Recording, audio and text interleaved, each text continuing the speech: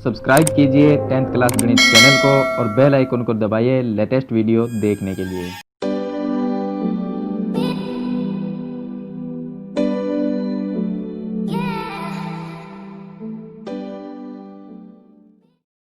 Hello students, आज इस video में हम चैप्टर जो 11 है जिसका नाम है समरूपता, एक्सरसाइज 11.4 है। इससे पहले जो उदाहरण दिए गए हैं एग्जाम्पल, उनको हम इस वीडियो में सरल करेंगे।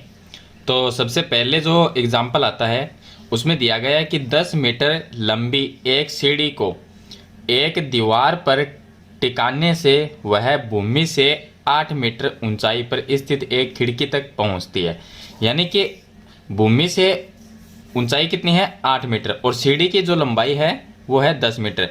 तो देखिए ये हो गई यहाँ पर हमारे पास में ज़मीन और ये ऊंचाई इसकी हमें दी गई है इसमें। तो यहाँ पर हम 8 मीटर ऊंचा इसको यहाँ पर बना लेंगे कि ये 8 मीटर ऊंचाई है यहाँ पर, और सीढ़ी है वो इस तरह से तिरछी लंबाई में होती है। तो हम इसको इस तरह से लगाएंगे सीढ़ी को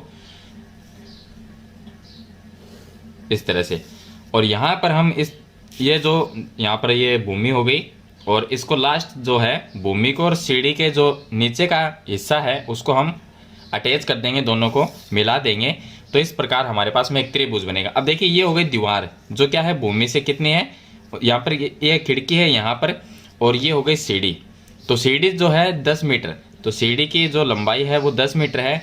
यहाँ पर दी गई कि दीवार पर टिकाने से वह भूमि से 8 मीटर ऊंचाई पर स्थित। तो भूमि से यहाँ पर देखिए ये ज़मीन हो गई, इससे 8 मीटर ऊंची यहाँ पर एक खिड़की है। तो ज़मीन से खिड़की की जो ऊंचाई है वो 8 मीटर है और सीढ़ी की जो लंबाई है वो 10 मीटर है। तो हमें ज्ञात करना है दीवार के आधार से। तो दीवार का आधार हो गया मतलब दीवार का नीचे का हिस्सा, और सीढ़ी के निचले सिरे की दूरी ज्ञात करनी, यानी कि यहाँ से यहाँ तक। तो इसका नाम लिखेंगे, ये हो गया ABC। तो BC जो दूरी है वो हमें इसमें ज्ञात करनी है। सिंपल सा मेथड है इसमें ज्ञात करने का कि ये एक समकोण त्रिभुज हो गया, क्योंकि ये दीवार हो गई, ये ज़मीन हो गई, तो यहाँ पर 90 डिग्री कोण बन गया समकोण। तो इसमें हम लगा देंगे पाइथागोरन प्रमेय। तो उसमें हम लिख सकते हैं कि कर्ण का स्क्वायर, कर्ण भुजा है इसमें AC, तो यहाँ पर हम लिख सकते हैं AC स्क्वायर बराबर लंब स्क्वायर हो जाएगा AB, तो ये हो जाएगा AB स्क्वायर, और प्लस आधार हो गया इसमें BC। तो BC तो हमें इसमें ज्ञात करना है। AC का मान कितना है 10 है, तो 10 का स्क्वायर लिख देंगे। AB का मान है 8, तो हम 8 का स्क्वायर लिख देंगे, और BC हमें ज्ञात करना है। चलिए यहाँ पर 10 का स्क्वायर होता है 100, 8 का स्क्वायर होता है 64, और प्लस में आ जाएगा BC स्क्वायर। 64 को इस साइड में लेके आएंगे तो यहाँ पर सिर्फ BC स्क्वायर रहेगा, तो इस तरह से लिखेंगे BC स्क्वायर बराबर, यहाँ पर ये 100 है, 64 को इस साइड में लेके आएंगे माइनस में 64 हो जाएगा, तो यहाँ पर आ जाएगा हमारे पास में BC स्क्वायर बराबर 36 रह जाएगा। 36 स्क्वायर हटाएंगे तो रूट लग जाएगा, तो BC बराबर ये रूट 36 हो जाएगा, और 36 का अंडर रूट होता है 6, तो BC बराबर आ जाएगा 6 मीटर या सेंटीमीटर, तो मीटर में दिया गया है तो यहाँ पर 6 मीटर हो जाएगी। यानी कि ये जो दूरी है BC वो हो गई 6 मीटर। तो इस तरह से आपको इसको सरल करना है। एग्जाम्पल नंबर फर्स्ट है इसका।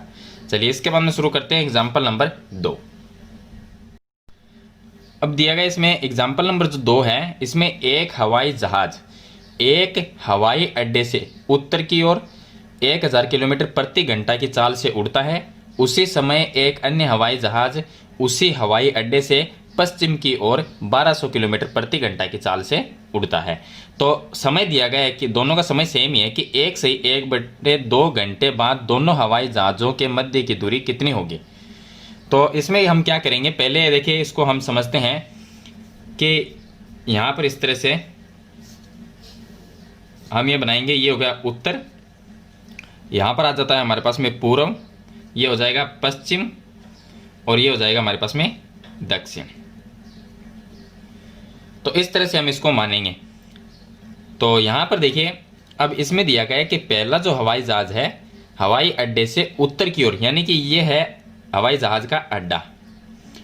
तो यहाँ से हम मान लेते हैं, देखिए यहाँ पर मैं आपको बताता हूँ ये हवाई जहाज का अड्डा है। अब इसको देख के इसके अकॉर्डिंग हम चलेंगे।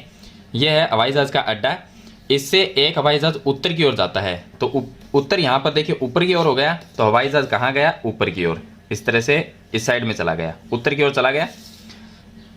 दूसरा दिया गया और इसकी जो हमें चाल दी गई है वो 1000 किलोमीटर प्रति घंटा दी गई है। उसी समय दूसरा जो हवाई जहाज है वो जाता है पश्चिम दिशा की ओर। तो यहाँ से हम पश्चिम दिशा को देखिए, इस साइड में है पश्चिम दिशा, तो यहाँ पर हम मान लेते हैं इस हवाई अड्डे से दूसरा हवाई जहाज पश्चिम की ओर चला जाता है, तो हम ये मान लेते हैं कि इस साइड में चला जाता है। ये हो गया पश्चिम दिशा। तो इसका जो हमें चाल दिया गया है वो है 1200 किलोमीटर प्रति घंटा। ये इसकी हमें चाल दी गई है, चाल से उड़ता है। तो 1/2 घंटे बाद दोनों हवाई जहाज के मध्य दूरी, अब देखिए एक हवाई जहाज तो यहाँ पर है और दूसरा उड़कर यहाँ पर आ गया, तो दोनों के जो बीच की ये दूरी है वो दूरी हमें ज्ञात करनी है, यानी कि ये भुजा हो गई कर्ण, ये हो गई कर्ण। तो हमें इसमें कर्ण जो है वो ज्ञात करना है। उससे पहले हम क्या करेंगे, हम इसको नाम दे सकते हैं कि ये ए है, बी है और ये सी है। तो यहाँ से हम पहले ये दूरी ज्ञात करेंगे। यहाँ पर हमें चाल दी गई है तो हम दूरी ज्ञात करेंगे। तो जो पहला हवाई जहाज है उसकी दूरी कितनी होगी, तो हम यहाँ पर इस तरह से लिखेंगे, पहले हवाई जहाज की दूरी। अब दूरी ज्ञात करने का जो फॉर्मूला है वो है चाल इंटू समय। इससे हम ज्ञात करेंगे चाल इंटू समय। पहले जो हवाई जहाज उसकी चाल है हमारे पास में 1000, फिर गुणा में लिख देंगे समय कितना है 1/1/2। 1/1/2 को अगर सरल करेंगे तो 2 एकम 2 और 1 3/2 हो जाएगा।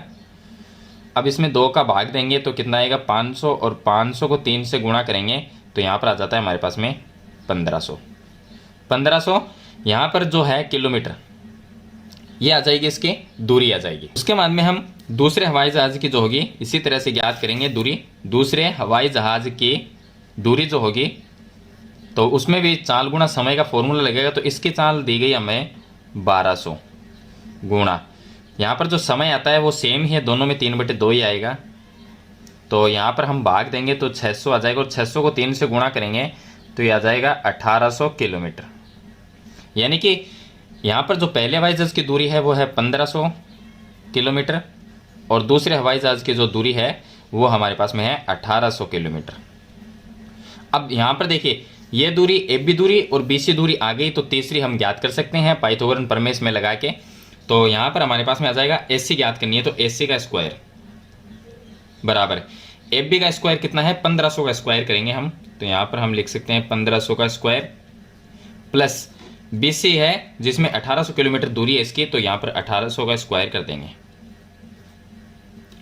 तो यहाँ पर हमारे पास में आ जाएगा ए सी स्क्वायर बराबर, देखिए 1500 का स्क्वायर करेंगे तो 15 का स्क्वायर होता है 225, फिर इसके 4 जीरो प्लस कर देंगे, और यहाँ पर प्लस, यहाँ पर है हमारे पास में 18, तो 18 का स्क्वायर करेंगे तो ये हो जाएगा हमारे पास में 324, और यहाँ पर 4 जीरो प्लस कर देंगे क्योंकि 2 जीरो के कितने बनते हैं 4 जीरो बन जाएंगे। इसी स्क्वायर बराबर हमारे पास में आ जाएगा, देखिए इनको प्लस कर लेंगे तो 225 और 324 को प्लस करते हैं तो यहाँ पर हमारे पास में आते हैं 549, और इसके हम 4 जीरो प्लस कर देंगे इन संख्याओं।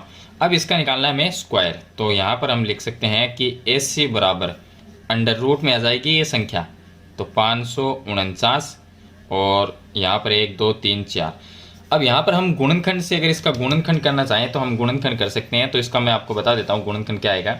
अब देखिए इसमें यहाँ पर ए सी बराबर हो गया, तो यहाँ पर चलिए लिख लेता हूँ मैं, ए सी बराबर आ जाएगा 549, और यहाँ पर इसके जो जीरो है वो 4 है, इस तरह से।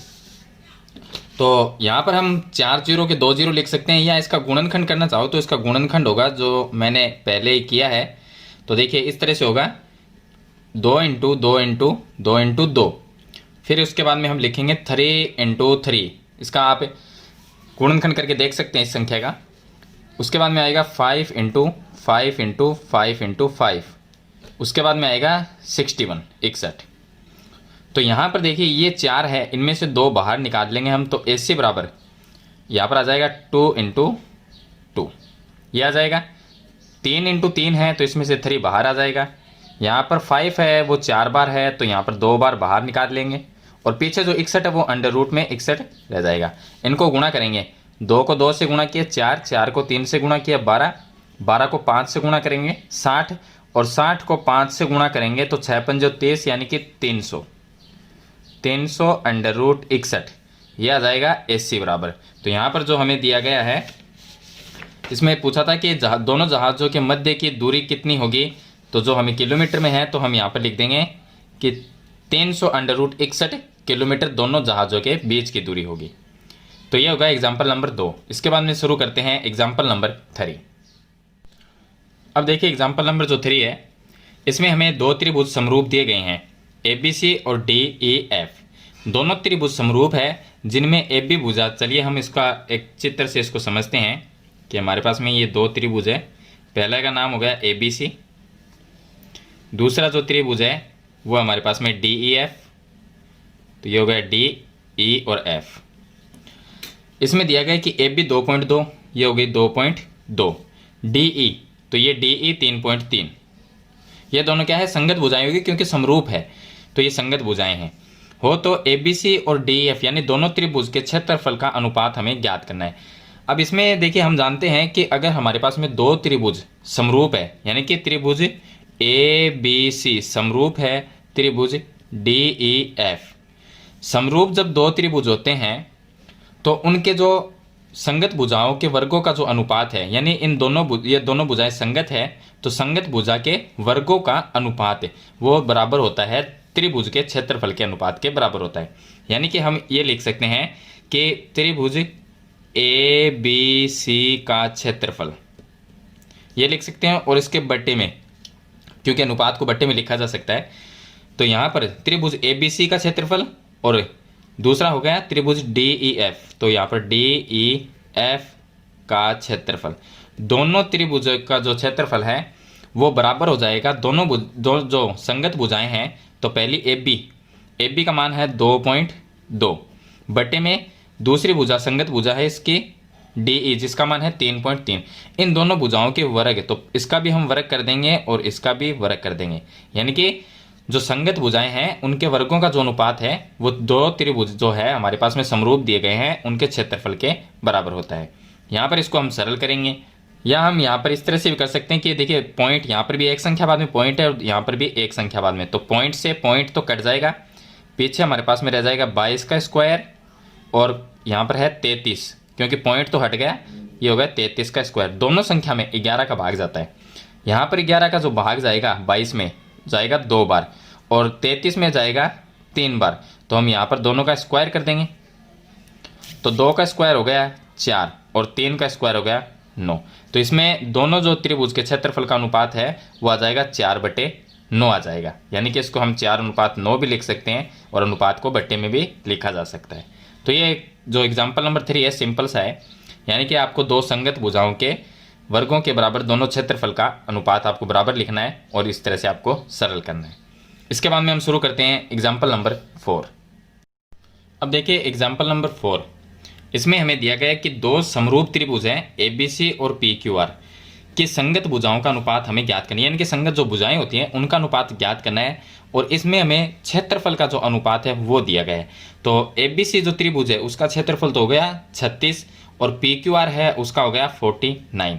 तो हम इसको इस तरह से लिख सकते हैं कि त्रिभुज ABC का क्षेत्रफल और बटे में यहाँ पर लिख सकते हैं दूसरा हो गया PQR, तो त्रिभुज PQR का क्षेत्रफल। दोनों जो त्रिभुज के क्षेत्रफल का अनुपात है वो बराबर होता है संगत भुजा के वर्ग के। तो संगत भुजा इसमें से हम पहली दो नाम ले लेंगे AB और यहाँ से PQ, क्योंकि पहली दो भुजा यहाँ पर हो गई भुजा AB और यहाँ पर हो गई PQ। तो हम ये लिख सकते हैं कि AB का स्क्वायर बटे PQ का स्क्वायर। अब यहाँ से देखिए त्रिभुज ABC है उसका जो क्षेत्रफल है वो है 36, तो इसकी जगह हम लिख देंगे 36 बट्टे में PQR जो है उसका है 49, तो ये हो गया 49। बराबर में लिख सकते हैं यहाँ पर AB का स्क्वायर और बटे PQ का स्क्वायर। यहाँ से स्क्वायर हटाएंगे, इस साइड में अंडर रूट लग जाएगा, तो इसको हम इस तरह से भी लिख सकते हैं कि AB बटे PQ बराबर है। अब देखिए यहाँ से स्क्वायर हटाया तो अंडर रूट लग जाएगा, तो अंडर रूट में 36 और बटे यहाँ से स्क्वायर हटाएंगे तो इस पर भी रूट लग जाएगा, तो अंडर रूट में 49। तो 36 का अंडर रूट निकालेंगे तो यहाँ पर हो जाएगा 6 और 49 का होता है 7 यहाँ पर, तो 6/7 है वो संगत भुजाओं के जो संगत भुजा है उनका अनुपात आ जाएगा 6/7। चलिए इसके बाद में हम शुरू करते हैं एग्जाम्पल नंबर 5। अब देखिए इसका एग्जाम्पल नंबर 5 है, जिसमें दिया गया है कि ABC और PQR दो त्रिभुज है और दोनों ही क्या है, समरूप त्रिभुज है। यहाँ पर दिया गया है इसका जो क्षेत्रफल है ABC का वो है हमारे पास में 16 सेंटीमीटर स्क्वायर, तो ये हो गया 16 सेंटीमीटर स्क्वायर। PQR का क्षेत्रफल है 9 सेमी स्क्वायर, तो 9 सेंटीमीटर स्क्वायर। दोनों का क्षेत्रफल दिया गया है। AB भुजा है 2.1 वो भी दी गई है, और PQ की हमें लंबाई, ये इसकी लंबाई है वो हमें ज्ञात करनी है। तो देखिए AB के संगत भुजा कौन सी हो गई, PQ, ये AB के संगत भुजा है। तो दोनों का क्षेत्रफल भी दिया गया है, ये दोनों संगत भुजा भी है। तो हम इस तरह से लिख सकते हैं इसको कि त्रिभुज ABC का क्षेत्रफल, और इसके बट्टे में लिख सकते हैं त्रिभुज PQR का क्षेत्रफल, बराबर में संगत भुजा कौन सी होगी, AB। तो बराबर किसके होता है, जो क्षेत्रफलों का अनुपात है वो संगत भुजा के वर्ग के, तो संगत भुजा के वर्ग के अनुपात के बराबर होता है। तो यहाँ पर AB हो गई और इसके बट्टे में आएगी PQ, तो ये हो गया PQ का स्क्वायर। इस देखिए ABC का क्षेत्रफल है 16, तो हम यहाँ पर लिखते हैं 16, बट्टे में PQR का क्षेत्रफल है 9, इसके बट्टे में लिख देंगे 9, बराबर में AB का जो मान है वो है 2.1, तो यहाँ पर लिख देंगे 2.1 का स्क्वायर, और बट्टे में लिख देंगे PQ का स्क्वायर। यहाँ से स्क्वायर हटाएंगे तो इस साइड में अंडर रूट लग जाएगा, यहाँ से स्क्वायर हटाएंगे तो यहाँ पर भी अंडर रूट लग जाएगा। चलिए यहाँ पर हो जाएगा अंडर रूट में 16 और बट्टे में अंडर रूट में 9 हो जाएगा, और यहाँ से स्क्वायर हट गया तो ये 2.1 बटे ये आ जाएगा PQ। 16 का जो अंडर रूट होता है वो 4 होता है, 9 का होता है 3, बराबर में ये आ जाएगा 2.1 बटे PQ। वज्र गुणा करेंगे इनको इस तरह से, PQ को 4 से गुणा किया तो 4PQ, 2.1 को 3 से गुणा करेंगे, या इसलिए मान लीजिए कि 21 है, 21 को 3 से गुणा करेंगे 63, लेकिन यहाँ पर बीच में पॉइंट है तो 63 का मतलब होगा 6.3, और PQ ये 4 गुणा में है, भाग में चला जाएगा 6.3 बटे 4। 63 में हम 4 का भाग देते हैं तो 6 में जाएगा एक बार, उसके बाद में यहाँ पर 2 और ये 3 23 रह जाते हैं, तो यहाँ पर पॉइंट आ जाएगा। पहले 23 में 4 का भाग देंगे तो 5 बार जाएगा 20 में, फिर 3 रह जाएगा और एक 0 लगाएंगे 30, तो 4 का भाग देंगे 7 चौक 28, लगभग 1.57 ये आ जाएगी PQ की लंबाई। सेंटीमीटर में दी गई है तो हमें 1.57 सेंटीमीटर लिख देंगे। तो इस तरह से आपको ये एग्जाम्पल है वो सरल करना है। तो यहाँ पर आपको दो त्रिभुज का क्षेत्रफल का अनुपात है वो संगत भुजा के वर्ग के अनुपात के बराबर होता है, इसको आपको काम में लेना है और PQ की लंबाई है वो ज्ञात करनी है। तो इस वीडियो में मैंने आपको 5 एग्जाम्पल बता दिए हैं सरल करके। क्वेश्चन पसंद आए तो वीडियो को लाइक और शेयर जरूर कर देना, और चैनल पे नए हैं तो सब्सक्राइब करना, बेल आइकन का बटन जरूर दबाना, ताकि आने वाली इसी प्रकार की वीडियो की नोटिफिकेशन है वो आपको सबसे पहले मिल सके। आज की वीडियो में इतना ही, मिलते हैं नई वीडियो नए टॉपिक के साथ, तब तक के लिए थैंक यू।